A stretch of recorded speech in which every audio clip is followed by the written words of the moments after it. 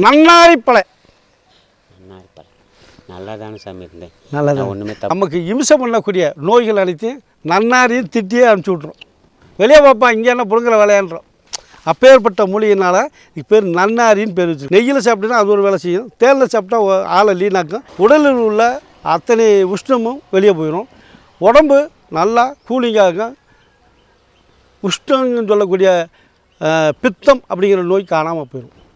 அப்போ பித்தத்தினால என்னமோ நோய்கள் நிறையா இருக்குது. அத்தனை நோய்கள் தினமும் காலையில் ஒரு உருண்டை நெல்லிக்காய் அளவு காலையில் மதியம் நைட்டு சாப்பிட்டு பால் சாப்பிடுங்க. அவ்வளோ ஆரோக்கியம். இப்படி நடக்கிறோம்ல. ஆமாம் சார்.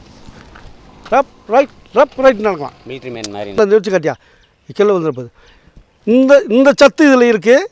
இந்த ரசம் இதுக்குள்ளே இருக்குது. சாதி இலக்கியத்திலேருந்து எடுக்கப்பட்ட ரசம் இதுக்குள்ளே இருக்குது. பாசானத்திலேருந்து சங்கு பாசானத்துலேருந்து எடுக்கிற ரசம் இதுக்குள்ளே இருக்குது.